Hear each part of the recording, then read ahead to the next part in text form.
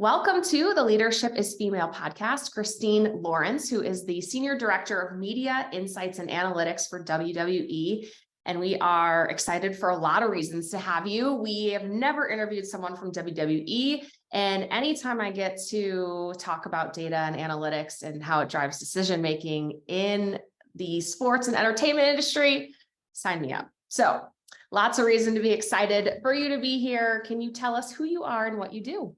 Absolutely. Well, you introduced me great there, Christine Lawrence. I work at WWE. I've been here almost 10 years now, which is amazing to me. If you talked to me as a child and said you would spend at least 10 years at WWE, I would not have believed that.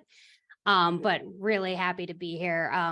I work with the team and lead a team that tracks, analyzes, reports on viewership and consumption of any WWE content wherever it lives. So if it's TV, if it's streaming, if it's social media, if there's content to be consumed, my team is the team telling the story of who's consuming it. And how did you get there? For your love of data and also the Mets, where did that come from? And how did you land in the seat you're in today? I can pretty much trace my entire career trajectory back to the X-Files. Call it the Scully effect or obsessive fandom. The truth is probably somewhere in the middle of those two.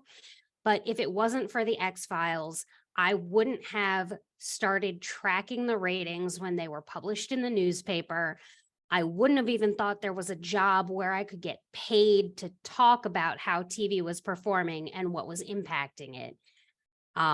Working at Nielsen was my dream job since middle school, which is, I understand, a very weird dream for a middle schooler to have, but that was my dream. And once I got out of grad school, Nielsen was the first place I worked, which, like, who gets to go to their dream job right away, right? And I started to realize, you work one dream job, you just have to have a bigger dream now. So from there, I went on to Viacom and I went on to work at Spike TV. And then I got recruited to WWE, which in itself was very exciting for me. So that's more or less how I ended up here. As for the Mets, my first game, I was 3 weeks old. My parents took me to the Mets game up in the nosebleeds at Shea Stadium. I was 3 weeks old. I mean, assuming you don't count the games my mom went to when she was pregnant, because I guess those would be first. But I was a fan from birth. I'm a fan for life, good or bad. That is my team. I bleed blue and orange. It's just the way it is.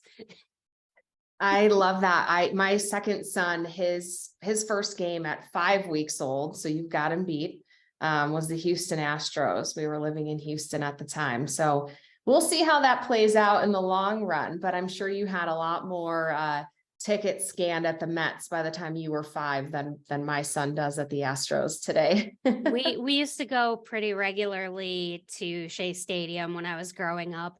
Then, I went to college and I wasn't living in the area anymore. My parents moved to North Carolina, so they weren't up in the area anymore. But when I came back from grad school, I started going to games again. When I worked in Manhattan for a while, I would just take the subway to the game. It was amazing.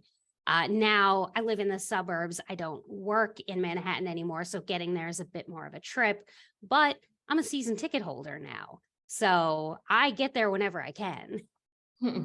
Yes, you are the lifeblood of baseball organizations, being a fan since birth and season ticket holder now today, and also working in the sports and entertainment industry is incredible. And I've got to ask you, for those of us who didn't grow up with the X-Files and the ratings sort of driving our idea of where we would work in the future, how does someone who wants to work in data analytics start?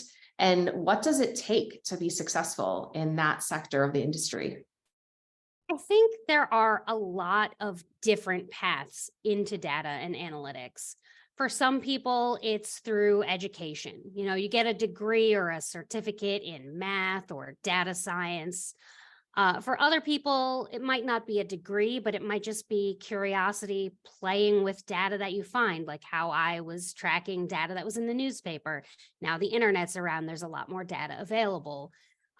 Taking little snippets of information you find, learning how to code, experimenting with spreadsheets and charts, and showcasing things you're interested in. For some people, it might be working in an industry you love, but maybe not in a data position, but getting a chance to play with the numbers and falling in love with it. Or you could be like me, someone who was okay at math in high school, didn't love it, never thought I'd be working in a math job, even though my dream job was essentially a math job. It just, the disconnect was real. But you just having a passion for understanding and sharing information and finding a way to turn it into a career.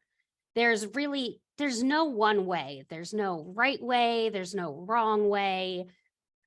Ultimately, I think what it takes to be successful is what I call the 3 C's: curiosity, creativity, and commitment.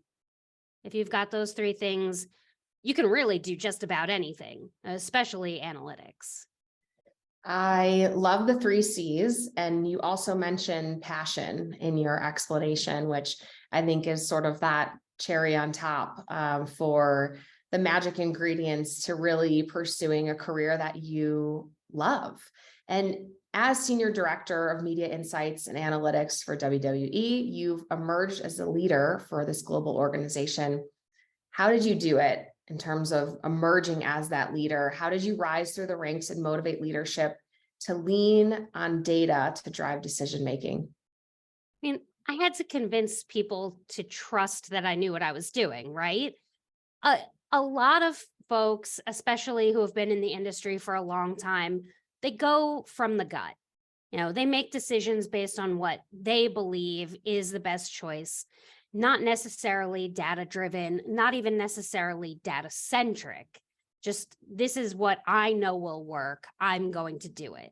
So really making an inroads into getting people to buy into the data, you have to bring it to them in a way that they can digest, and in a way that speaks to, yeah, what your gut is saying is right.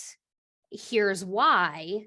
And then they trust the data more. Or what your gut is saying might be right, but this is also another option we could look at based on what we're seeing. I mean, they hired me to do this job. Why would they pay me to do this if they don't trust my skills in some way? But it's never just that easy to get somebody to trust you, right? I mean, I had to put in the hours here, but I had to put in years of work before this to get to that point. And now that I'm here, I had to make my case for why we should report numbers a certain way, or why we should look at certain metrics versus others based on my experiences from outside of the company I'm at now. I had to build a rapport with the leaders above me. I had to translate the information in a way that, was easy for them to understand and easy for them to confidently share with other people.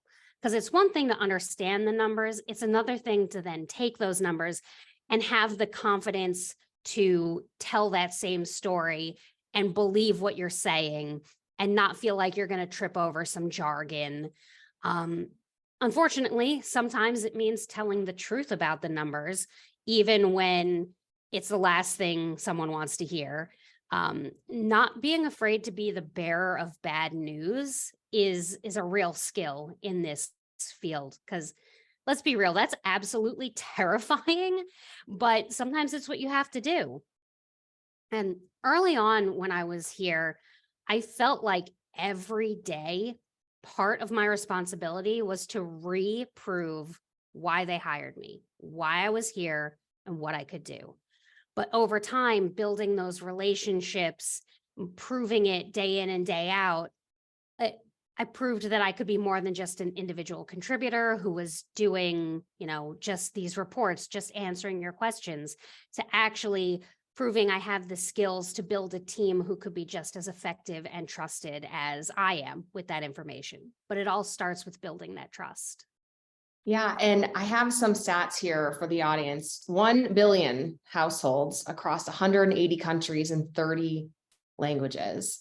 So when we say global organization, I think we mean it with those statistics. So can you paint a picture of WWE distribution? And then furthermore, how do you describe your fans, and how does WWE deliver what those fans are expecting from your brand? I'm going to start with the fans, because without the fans, we're nothing, right? We're putting this content out there for those fans. And our fans are passionate. They are engaged. They're invested in the stories we have to tell. They're one of the most diverse sports audiences out there. They're not just young. They're not just guys. They're not just white. They're not just American. They are everywhere. WWE is for everyone. I have met so many different fans throughout my time here, every one of them with their own experience and how they came to the brand, or what they love about the brand, or how they engage with the brand. And there's a way for everyone. And one of the things I think we do best is delivering those stories along with our top tier athleticism, and delivering it everywhere that our fans are. If it's TV, if it's streaming, we're on Peacock, we're on Hulu, we're licensed internationally on various streaming platforms, or on social media. We're on Facebook, Instagram, YouTube, Twitter, TikTok, Snapchat, Twitch. I feel like I might be missing something, but odds are if it's a major platform, we're there. Or even just going to a live show. We're touring 52 weeks a year. We don't have a home base that, like, I'm a Mets fan. Home base for me is Citi Field. Maybe I travel down to Florida and see the Mets play the Marlins, but more likely I'm going to the games at Citi Field. And you're more likely to be a fan of a team if it's close to you. For us, we're traveling the country, we're traveling the continent, we're traveling the globe. We're giving our fans everywhere an opportunity to be a part of it. And that's just really cool and really different from a lot of other sports that are out there. And for what it's worth, WWE is turning 60 this year. And Wow. our flagship in-ring shows, Raw and SmackDown, have been running weekly for 30 and 24 years, respectively. We have fans who've been there from the beginning, and we have fans who weren't even born yet when those shows launched. I have coworkers who weren't born yet when those shows launched. But we're everywhere, and we strive to deliver something that puts smiles on the faces of our fans. And I think we do an incredible job of it. What was so when you were in your role, what was your attending your first event like? What were you most surprised by? What really knocked you off your feet? What was that emotion around event one? So my first ever WWE event was before I worked here. It was one of the first dates I ever went on with my now husband. It was 2008 summer, during the Summer Olympics. I was working at Nielsen at the time. And after work during the Olympics, we went to a live show at Madison Square Garden. I had never been to a WWE show in person before, though I'd watched the product on TV, and I've been to, little local wrestling shows, but the atmosphere at Madison Square Garden is off the charts electric. It was one of the coolest experiences. And I wish that I could experience WWE for the first time every time, because it's just, the crowd is like, I don't know, it brings a different energy than any other venue I've ever been to, any other show I've ever been to. I say that, then my first WrestleMania happened, which was also shortly before I started working at WWE. It was maybe a few months before I even knew there was an opportunity to work here. I went to WrestleMania 29 at MetLife Stadium, and I had never been to any WWE pay-per-view before. They were called pay-per-views at the time. We call them premium live events now, but that was a pay-per-view. I was in the nosebleeds, and it did not matter. It was a stadium full of people cheering the good guys, booing the bad guys, chanting, "This is awesome," chanting things I maybe can't repeat here, but just being so involved in the story that was being told in that ring in front of us. And if I had known then that I was going to end up here, I don't know what I would have done, but it was just so cool. And now I'm here. After I started working here, I've gone to TV tapings, I've gone to premium events. I worked at WrestleMania 30. Maybe not my best experience. I may have had a medical issue and ended up in the hospital in New Orleans, but I still worked and I still went to the show. And it was still one of the best weekends of my life. Just not a great story to tell. Oh my gosh, I can feel your enthusiasm for the end product and for the event experience just through hearing you talk about it. And it's no doubt that after an experience of the person who attends becomes a fan. Absolutely. And that's probably why you've accumulated billions across the world. So you mentioned this briefly earlier, and we were talking about data and related to sort of getting the stakeholders to buy in. And you gave a couple examples of how you can do that. But can you talk about what are the keys to data translation to key stakeholders in the organization that might either they want the data or you're delivering bad news and you've got to deal with it that way, or they're one of those gut feeling people. Like, kind of give us the lay of the land on what that presentation would look like, because I think that's applicable to most times when you're trying to tell a story or to sell a story to your managers. Oh, absolutely. So working with data means you have the opportunity to work with everyone, whether it's people with their boots on the ground, making sales, putting on the events, producing things, editing videos, posting videos, or all the way up to the C-suite executives.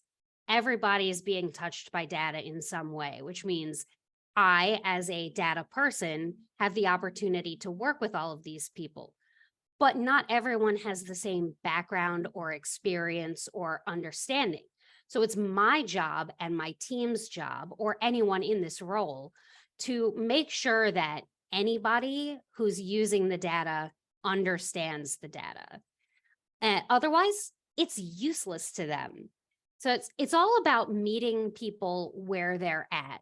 Usually it means cutting out jargon, cutting out technical terms, wherever you can. Sometimes they're unavoidable, but if you have to have them, spell it out, plain English it as much as you can. I am a big proponent of plain English, simple sentences.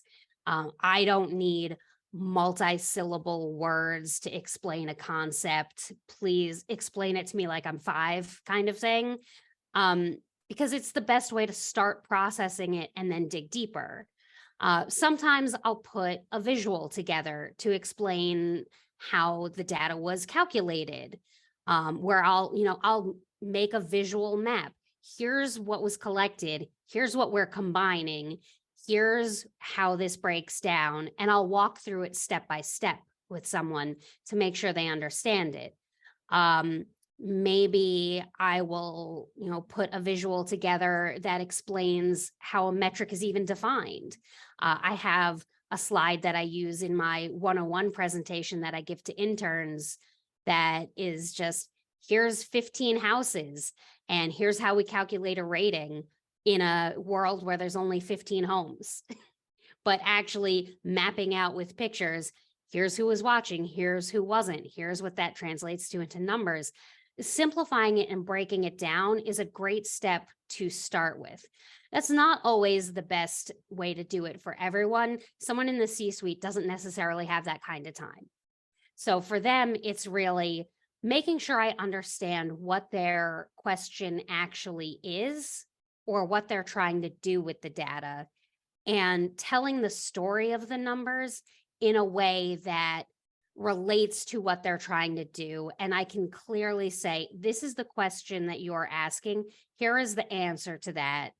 Here's the story you're trying to tell. Here's why we can. Here's why we can't. Here's what I would suggest.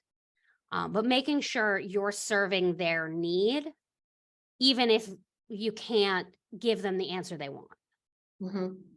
Yeah, these are such great points. And I love how you started out with cutting out the technical terms and check the jargon. I think that applies to basically anyone in this industry where you are presenting or selling a product. It's really easy to jump into our internal office speak when you're meeting with an external stakeholder and they're like, I do not know what you're talking about, or they're going to fake it till they make it till you get to the point at the end of the conversation.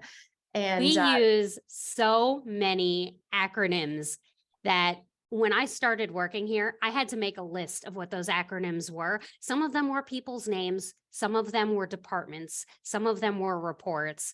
I didn't know the difference between any of them. And I don't want someone to feel as lost as I did in that moment. So I try really hard to, the first time I'm going to use an acronym, immediately say what that acronym means. such a good point and just great reminder for all of us. And really, it's about making people feel comfortable and not starting from behind. It's not a great way to make a presentation or make a sale when your audience doesn't even know what page you're on. Exactly. So, yeah. How has your understanding of data changed your worldview, especially when you're looking at a map that includes this whole planet? That must have started to shape you as a person over the last 10 years. Well, for one thing, I question every single survey result or data point I see in the press, because I know the work that goes into some of those points to tell a certain story. I'm always asking, if I see a number in an article or on the news or something, where did this come from? What's the source? What's the sample size? Are there caveats that they're not really explaining that I should be aware of? What action is that data trying to influence and why? Because whether you realize it or not, data has an influence on everything we do. And it has the potential to be used incorrectly or presented in a biased manner to shape and influence action and opinions. And understanding data can really help you see through that. So working with data has really shaped my view that way. And I mean, that sounds a little pessimistic, but it's really realistic. I don't take any data that I see in the press at face value until I can confirm what the source of that information is. Because at the end of the day, everyone's trying to sell you something.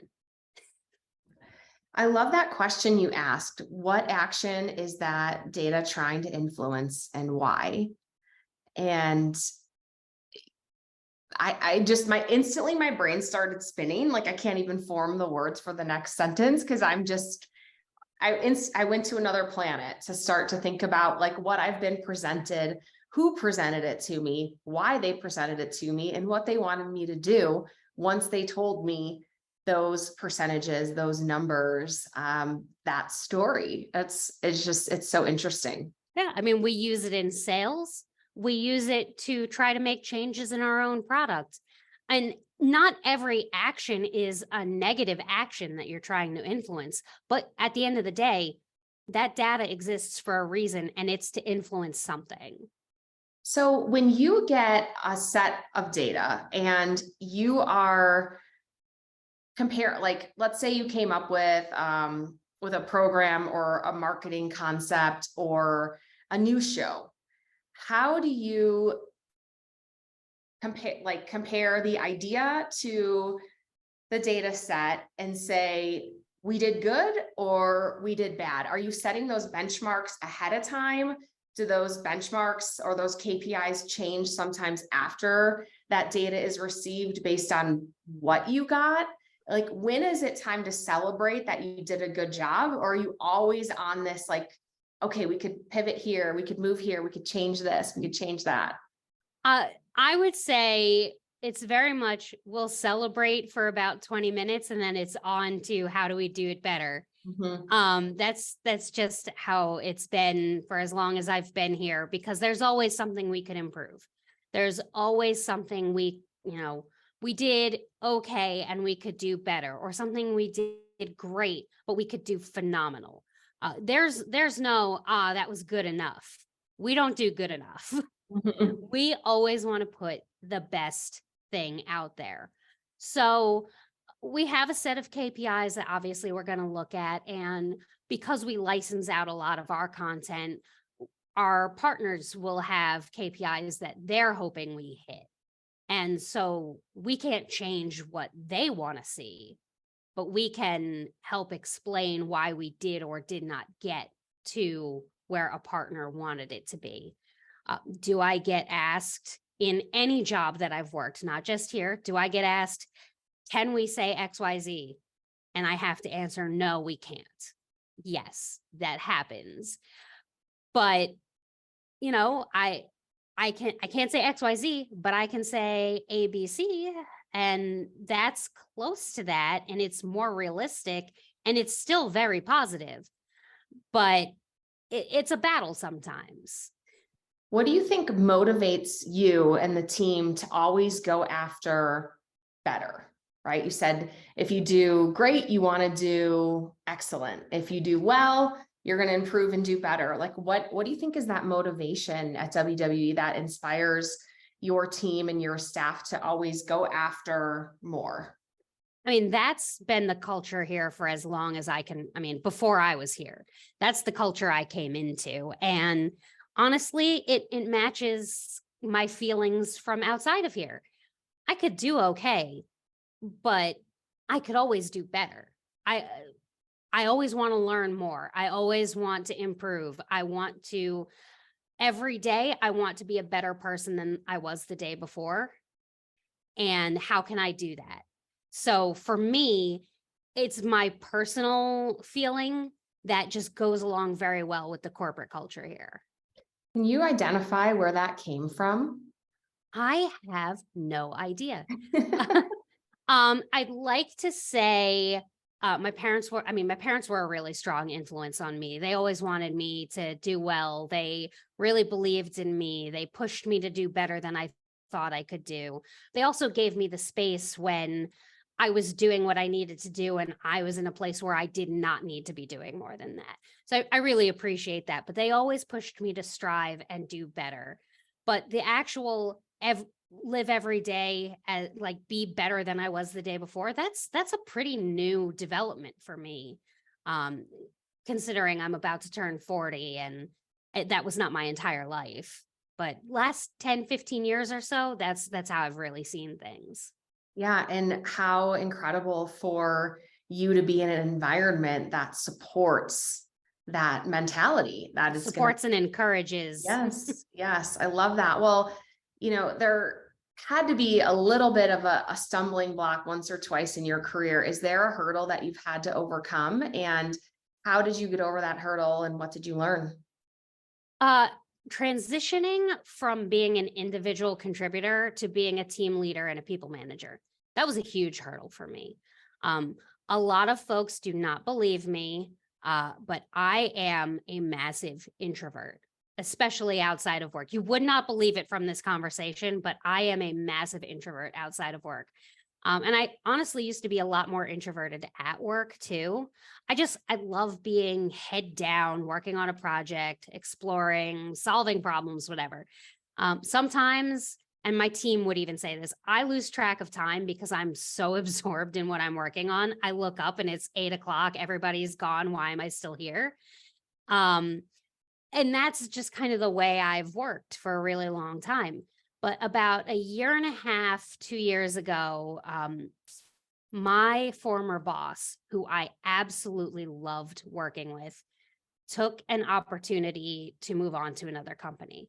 And when he left, he advocated for me to take on his role as team lead for what was at the time content analytics, what's now the media insights and analytics team.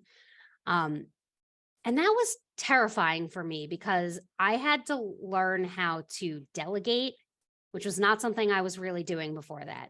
I had to learn how to let go of control of the product I was putting out there. Because at the end of the day, I can't do everything and I shouldn't do everything. I have to let my team learn and grow and do the same way I was given the opportunity to. But that was scary. I mean, that was incredibly scary because up until that point, all of the work that was being put out reflected only me. And now the work that's being put out still reflects me, but it also reflects my team. And I want us all to succeed. So I have to do my best to develop them so that they can, in turn, put out the best work possible. I also ended up getting my executive MBA. I just graduated back in December. So I did that full time while I was in school because I really wanted to learn more of the business jargon. I mean, I hate jargon, but I wanted to understand other parts of the business than what I had been working on. Now that I was in this role where I was less in the day-to-day work and more in the operations and, working with people outside of my team and developing projects and influencing decisions more. So taking that was another scary step that I took that wouldn't have come about if I didn't have that opportunity to go from individual contributor to leader. I think there's another tipping point coming in my career, though. The industry that I love, the TV industry, has been changing for years. And some days I think I'm a dinosaur. I'm a relic of the past, someone who specializes in understanding a dying format of linear TV.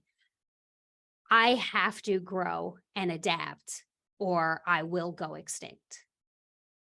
And that's the hurdle that I know is down the road. It's like one of those speed bumps that the sign is missing, and it's just going to sneak up on me.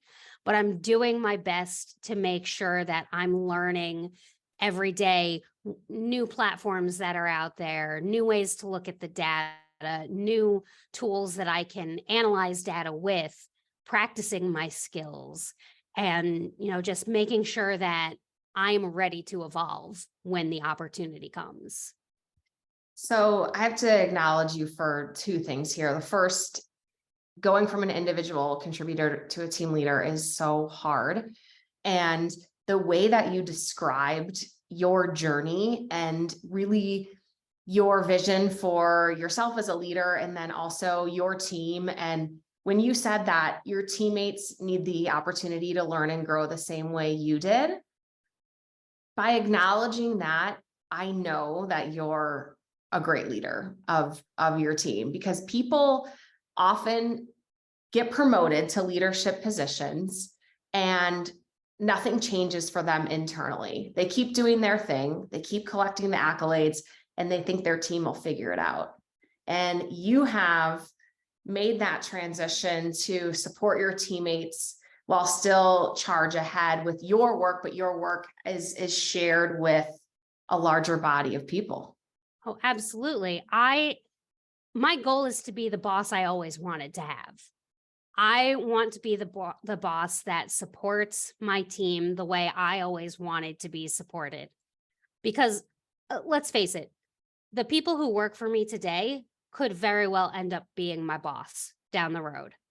And I want to make sure that they're the best possible people out there doing the best possible work and having the best possible experience in their career so that they can then share that with people down the road.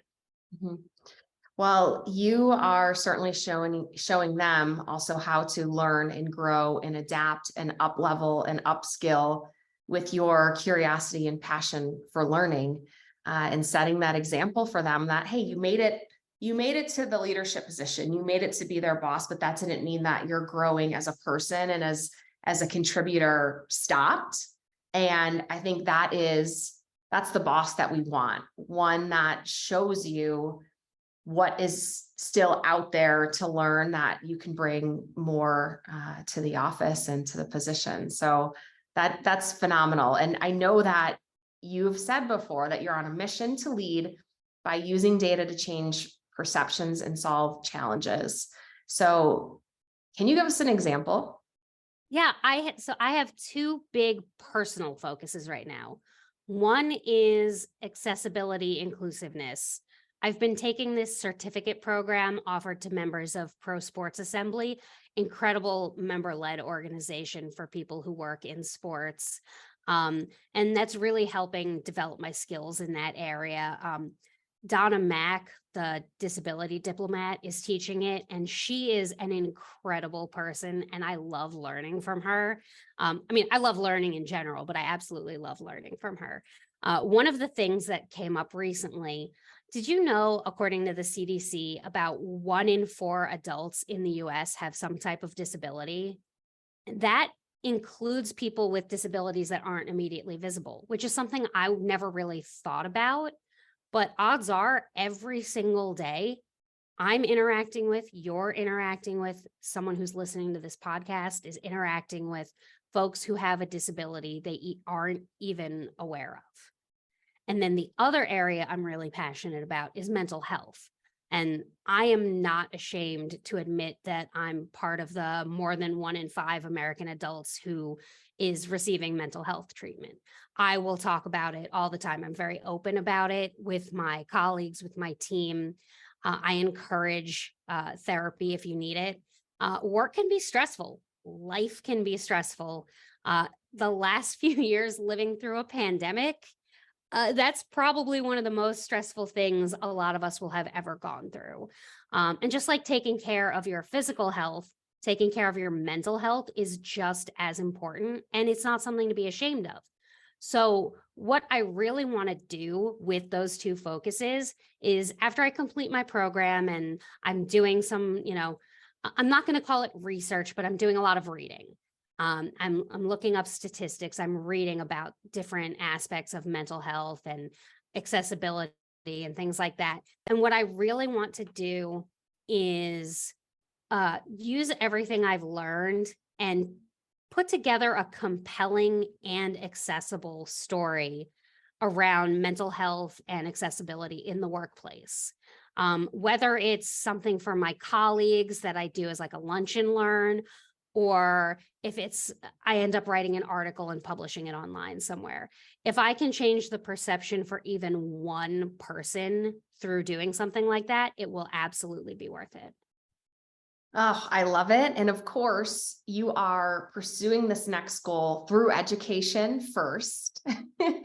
I'm a big proponent of lifetime learning. Yeah, research and reading so that you are the most prepared person in the room to put together something excellent. Okay, so when you're not data crunching, when you're not in school, where can we find you? Depending on the day, you might find me hanging out at the Elks Lodge. I am a member of the Elks. I hang out there with my friends. We do a lot of charity work. It's incredible.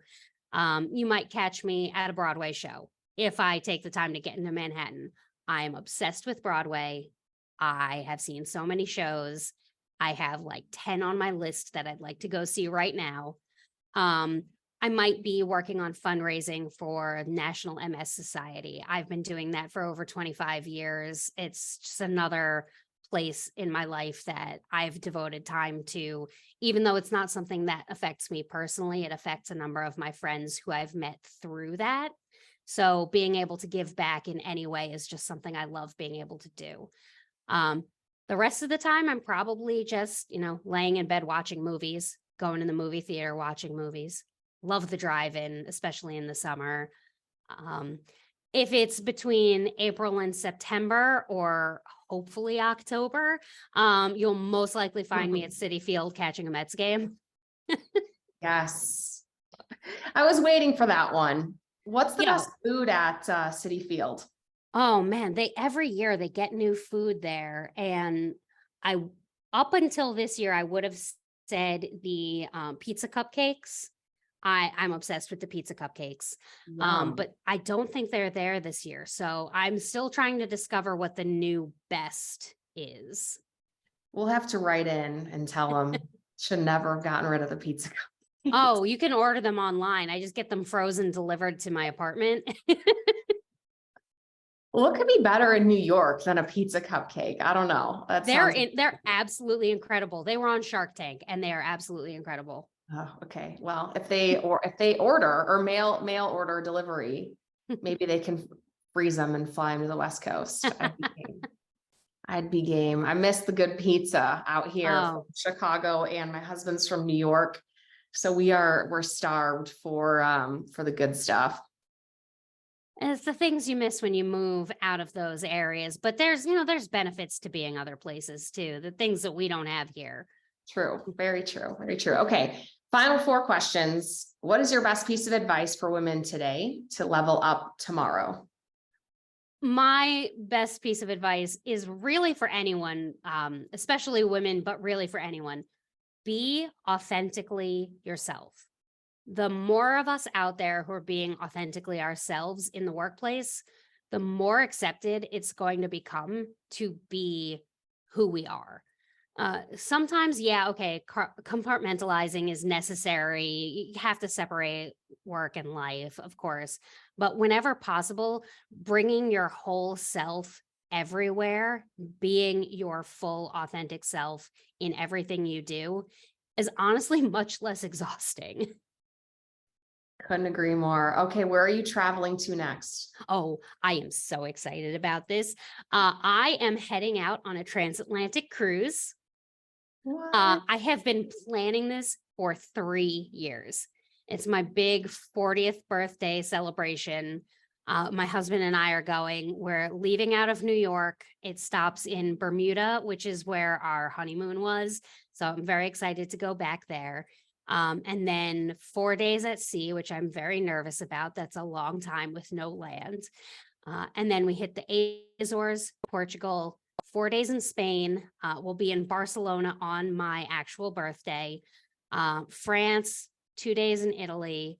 And then we're flying to London for 3 days before we come back. Oh my gosh, that sounds incredible. It is going to be a whirlwind, but it's going to be really exciting to disconnect from work for the first time in years. Yeah. Wow. Okay. We've got to, we're going to have to follow up on that one and get all the details. What is your pump up song? Okay. I have a few. I always have a hard time narrowing this down. I mean, WWE is known for great entrance music.